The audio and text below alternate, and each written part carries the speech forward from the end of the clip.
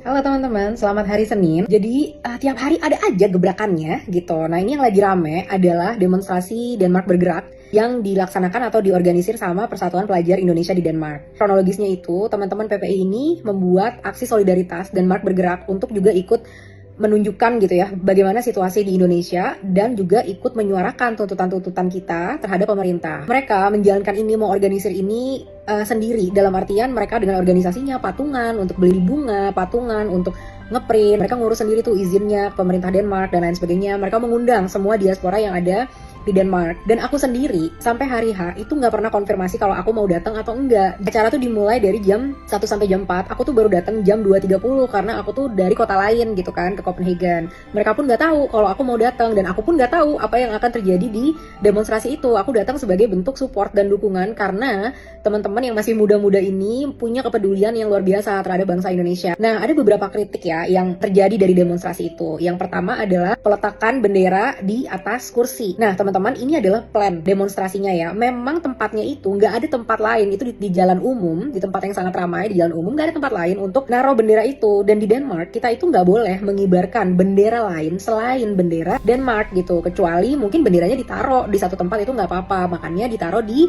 atas kursi sama teman-teman PPI. Jadi tadi itu ya, cara bendera, teman-teman, saat kita ada di luar negeri, kita mengikuti peraturan yang ada di negeri tersebut. Kalau nggak boleh mengibarkan bendera, ya kita nggak mungkin mengibarkan bendera Indonesia. Sama saat kalau turis masuk ke Indonesia, mereka pun harus mengikuti peraturan yang ada di Indonesia. Yang kedua, mengenai adanya poster gitu ya dari Pak Prabowo dan juga Gibran. Nah, itu juga organik. Aku juga nggak tahu siapa yang ngeprint, siapa yang naruh di situ. Aku datang itu acara sudah di tengah-tengah, sudah berlanjut gitu. Jadi aku mau menunjukkan solidaritas aja gitu. Jadi semuanya berjalan secara spontan. Bukan aku yang naruh itu poster di mana, bendera di mana dan lain sebagainya. Itu kebebasan teman-teman yang lain untuk ngeprint, untuk naruh, untuk bawa apapun, untuk menampilkan apapun. Gak ada tuh aku mengorganisir itu harus fotonya Pak Prabowo, fotonya Gibran dan lain sebagainya, itu gak ada ya. Nah teman-teman, gini loh, yang harus kita apresiasi itu adalah kepedulian dari bangsa-bangsa Indonesia, warga negara Indonesia, bahkan ada beberapa warga negara asing juga yang pernah tinggal di Indonesia yang ikut datang ke acara itu dan peduli sama penderitaan masyarakat Indonesia. Masalah tentang Pak Prabowo, aku nggak mungkin teman-teman datang ke suatu demo terus bilang kalau kamu nggak boleh bawa poster ini, nggak boleh bawa poster itu. Nggak mungkin lah, ini kan demokrasi, jadi semua orang boleh mengaspirasikan apapun. Sama kalau misalkan nih ada teman-teman yang memang merasa kecewa dengan Pak Prabowo, dia bawa poster itu, ya silahkan dia bawa poster itu gitu. Nah tapi tetap ya teman-teman, ini pendapat pribadiku ya, kita memang harus objektif loh. Banyak banget nih komen-komen yang bilang kalau aku nih ternyata mau makar gitu, aku tuh pengen menggulingkan Pak Prabowo.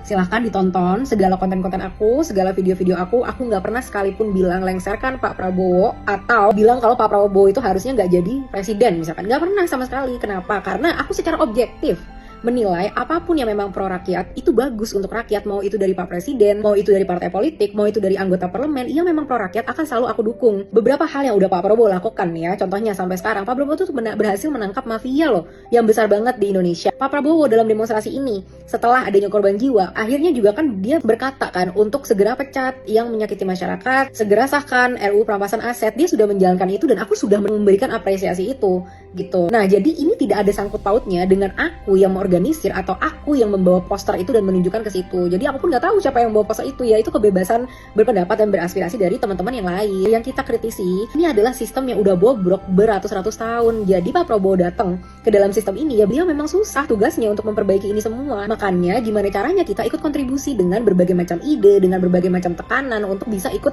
mengubah sistem ini gitu loh. Jadi kita ini satu tujuan sebenarnya, sama-sama mau bikin Indonesia jadi negara yang maju sesuai dengan potensinya. Terus muncul terus tuh ya, jadi narasi anak abah dan lain sebagainya. Pokoknya aku objektif aja di sini untuk berusaha mendukung siapapun yang mendukung rakyat, dan aku melawan semuanya yang tidak pro dan tidak mendukung kesejahteraan rakyat. Sejauh ini Pak Prabowo menurut aku mendukung ke arah kesejahteraan rakyat, walaupun kemarin dalam pelaksanaan demo itu sangat disayangkan karena aspirasi dari orang-orang yang berdemo itu tidak didengarkan hingga akhirnya menjadi anarkis. Gitu aja sih. Dan lagi apresiasi kepada teman-teman PPI yang sampai saat ini walaupun jauh, walaupun sibuk, tetap mau berkontribusi terhadap bangsa. Yuk teman-teman, ayo kita bersatu lagi, kita kawal lagi tuntutan-tuntutan kita coba lagi laksanakan yang terbaik untuk masyarakat Indonesia.